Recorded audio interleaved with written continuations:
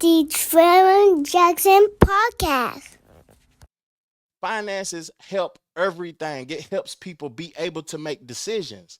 People can't even make a decision when they ain't got no money. If you ain't got no money, you can't go to a 5-star restaurant. You can't even eat whole foods. You got to settle. So finances and financial structure, I'm at a point where black people are fighting against their own benefit. It's bullshit. Let's get into the next conversation and see what they talking about.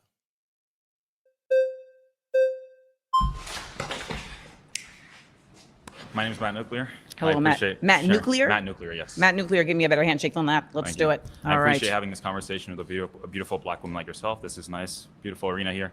I disagree that reparations are necessary. I think the most important thing that's necessary right now for the black community would be the stopping of violence, especially black on black violence. I don't see how reparations is going to solve anything. You can give everyone here like a $50,000, especially people that are in the streets who are committing violent crimes consistently, a $50,000 check. It's not going to fix anything.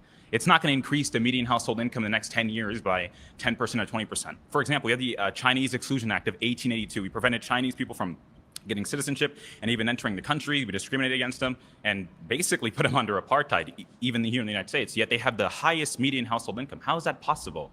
How come they don't complain and feel entitled consistently to beg for reparations and beg for this when they are killing each other 90% of the time, which is the rate that black people kill each other, according to the FBI? Oh, young Matt. Yet white people are the oppressors.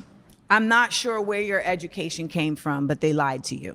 Stats don't lie, though. Statistics lie all the time. So let's start there, particularly when the statistics are coming from the sources that gain from the statistics being shown a different way. So if you're going to start your argument on stats don't lie, you've already lost the argument. They lie all the time. One, comparing Chinese people who are immigrants that made a choice to come to the United States and comparing the continued effort of black people to ground themselves in a nation that continues to make impediments for them to show and live and exist in their true citizenship is a false equivalency. I don't believe that happens at all. No one here is in. Are you being acting right now? Do you I'm really believe I'm telling this? the truth. There's no systemic racism that I've experienced here in America. What system is racist? I think the only racism we've actually seen recently, systemic racism that we've seen, is the application of systemic racism against white people. The University of Western Washington, for example, has been trying to segregate dormitories, using black-only dormitories because black people feel safer amongst each other. But they're more likely to kill each other than white people are ever to kill them. That's just the truth. You have King Von rapping about killing other black men. Why should I think that the white man is the oppressor when black men are more likely to kill me? Oh my God, this is scary.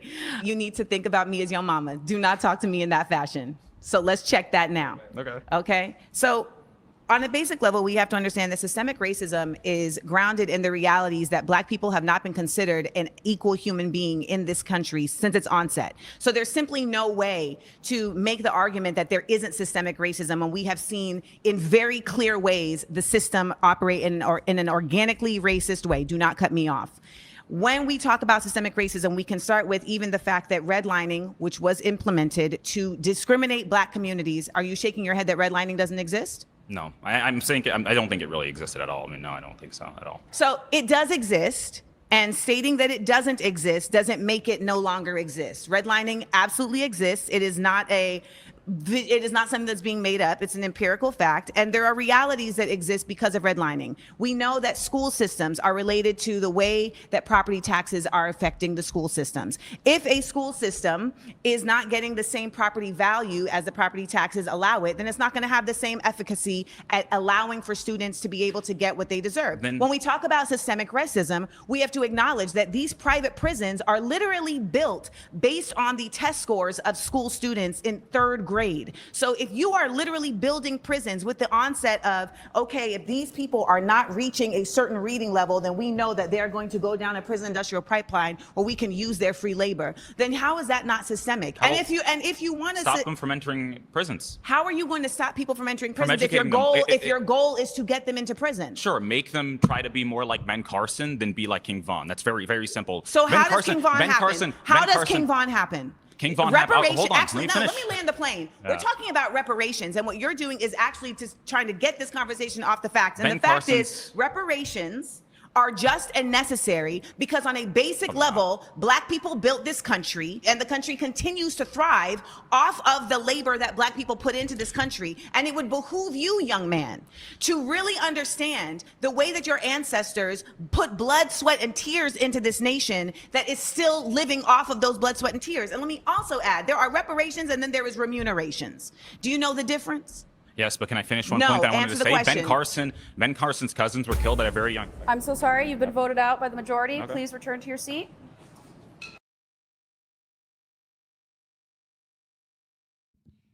Hey, man. I damn near got a headache listening to that young brother. Defending white folks. Ain't nothing wrong with that. You know, I love some people that's Caucasian. I love people of all race, but at the end of the day, defending another race and speaking down on your people is blasphemous. It's blasphemous, nigga. You know, I met my wife in real estate school. I'm a licensed broker in the state of North Carolina. I want to read to y'all the definition of redlining because he said he don't think that redlining exists. Before I talk about the notes that I took from the foolishness that that boy spewed about reparations, but he did say one thing after I read this redlining. He said one thing that I do agree with. Redlining is a discriminatory practice where financial institutions deny services like loans or insurance to residents of specific neighborhoods based on their race or ethnicity. This practice originated from color-coded maps used in the 1930s, where neighborhoods with predominantly Black or minority residents were marked in red, indicating high risk and thus a denial of service. This practice has had lasting negative impacts on affected communities, contributing to racial and economic inequality. You know, real estate is one of those things that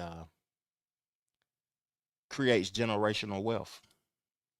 You know, people build equity in their homes.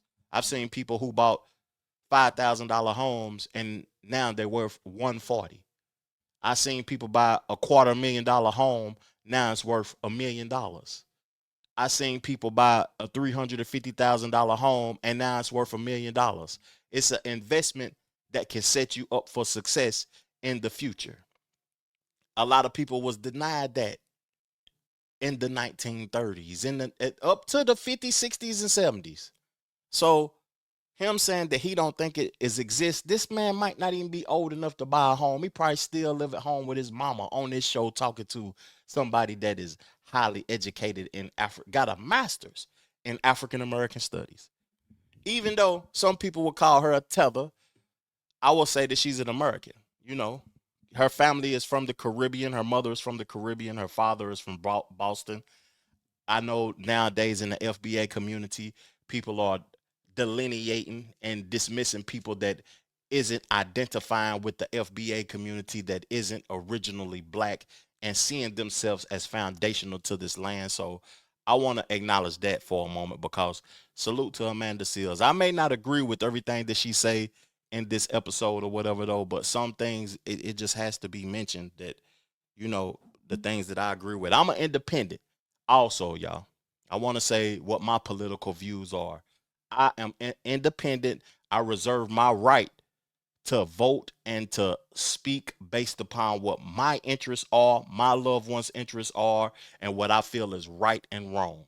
And I feel like separation is wrong as a whole, to be honest with y'all. But one thing that the brother did say, though, that I agree with is that Black folks got to stop the violence.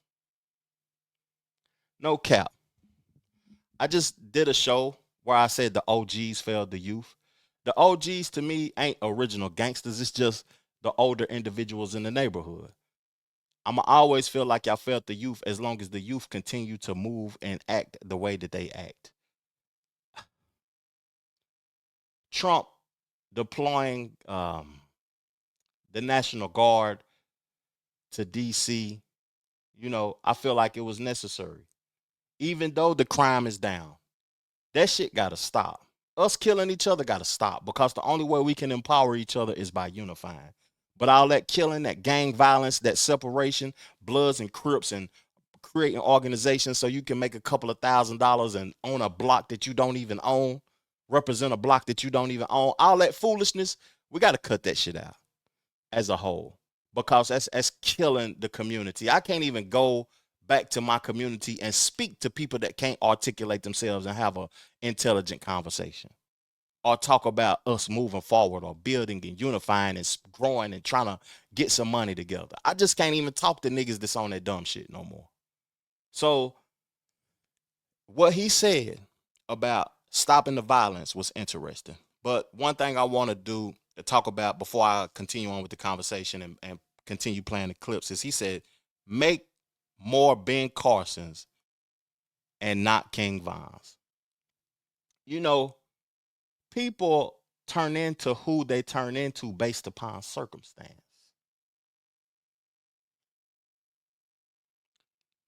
You know, I am who I am today based upon circumstance. I live in a nice community now. Real nice community now. I come from the trenches. The trenches. Eating go-go boxes. You know, on welfare, getting government cheese. Seeing dead bodies, you know, weekly in my neighborhood. Now I live in a gated community. On the lake. Circumstances made me who I am today.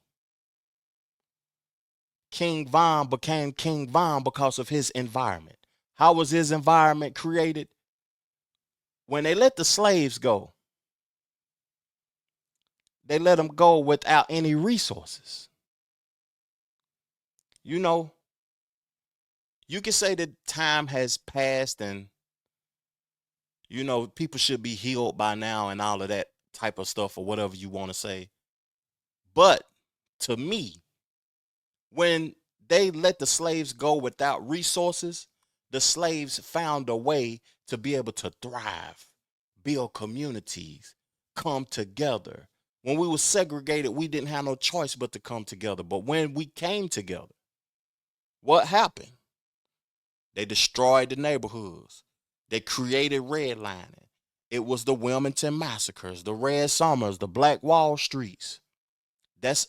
See, I can't let a child go. It's illegal without any resources into the street. Get out my house. You can't come back in here.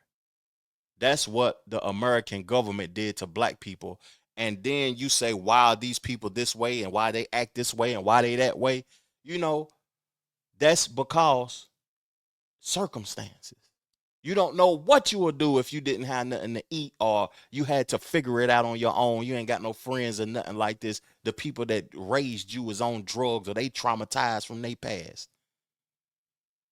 Man, let me get back into this video. I hope some of y'all are acting. I really do. We in LA, and I hope some people in here are acting. The Trevor Jackson Podcast.